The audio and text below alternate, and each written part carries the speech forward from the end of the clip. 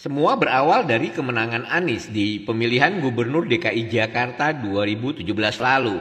Inilah akar masalah kenapa Anies dituduh intoleran. Seandainya yang menang itu Agus Harimurti Yudhoyono atau AHY, maka AHY yang akan dituduh intoleran. Intinya siapapun lawan Ahok yang menang di pemilihan Gubernur DKI Jakarta akan dituduh intoleran dan telah menggunakan politik identitas. Sekali lagi siapapun.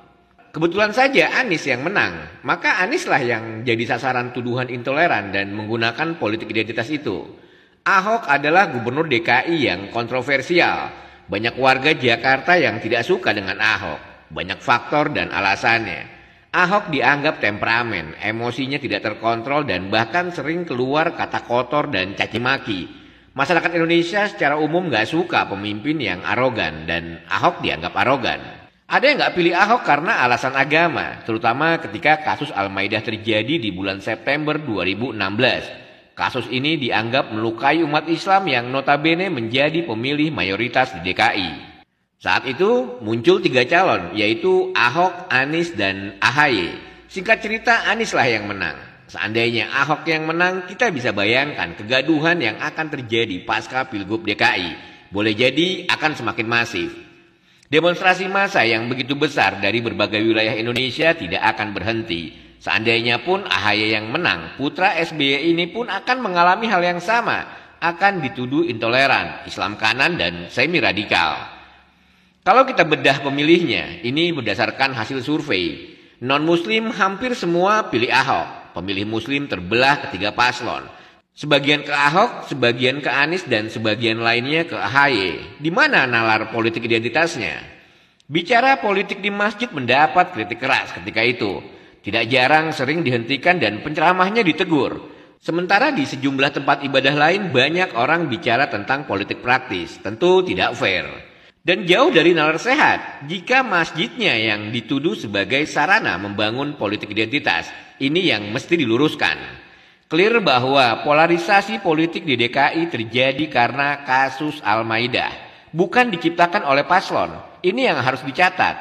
Maka siapapun yang ikut nyalon di Pilgub DKI saat itu tidak akan bisa keluar dari polarisasi ini. Polarisasi politik marak kembali di Pilpres 2019. Pertarungan Jokowi dengan Prabowo membuat polarisasi politik lahir dan tumbuh kembali. Setelah Pilpres, polarisasi pun nggak berhenti karena Prabowo bergabung ke kabinet koalisi. Maka polarisasi diarahkan ke Anies. Lagi-lagi Anies menjadi sasaran untuk kedua kalinya. Tuduhan menggunakan politik identitas sebenarnya semakin masif setelah pulau reklamasi disegel. 4 pulau yang sudah terlanjur ada, 65%-nya diambil oleh Pemprov DKI. Inilah yang kabarnya membuat Suko Sudarso, tokoh berpengaruh di GMNI, Gerakan Mahasiswa Nasionalis Indonesia, mengapresiasi keberanian Anies.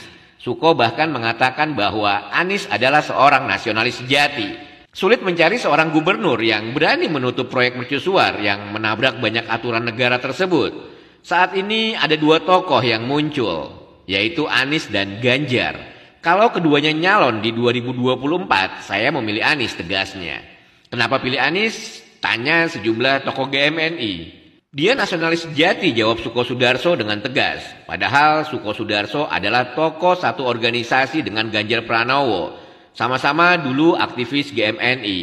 Anda bisa bayangkan jika Anda menjadi pengembang. Mimpi dan rencana Anda membangun 17 pulau reklamasi gagal.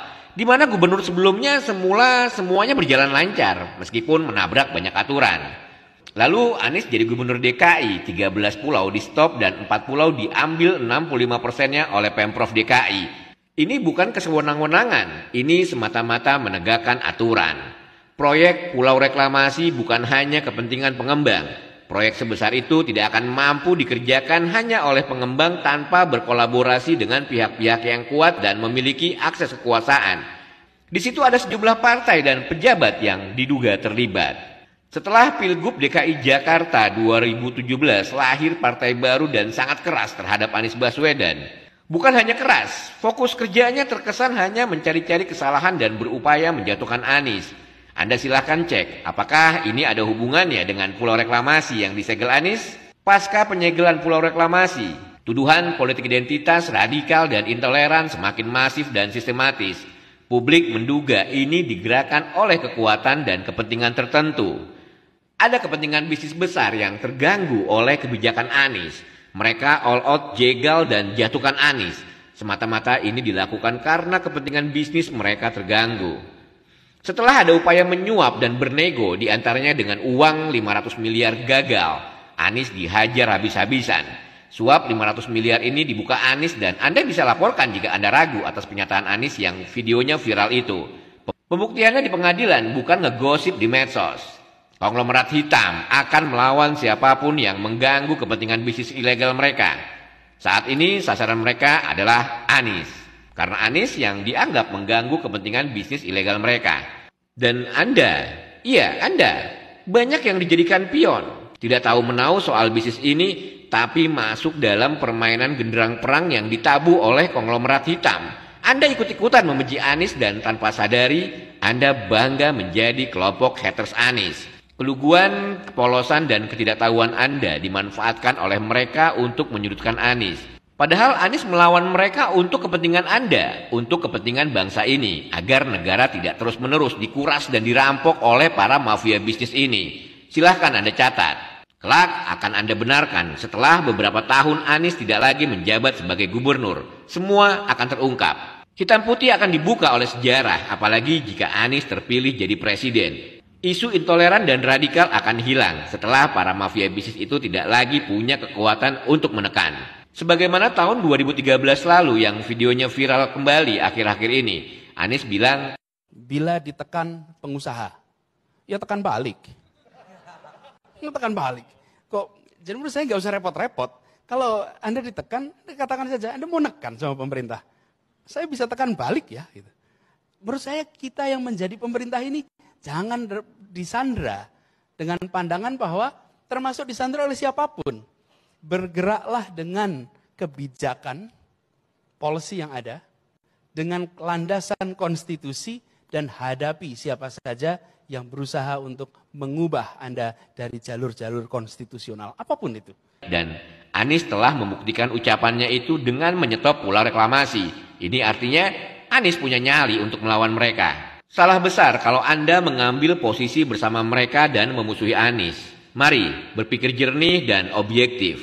Berpikir untuk keselamatan dan masa depan bangsa. Anak cucu kita menjadi taruhannya.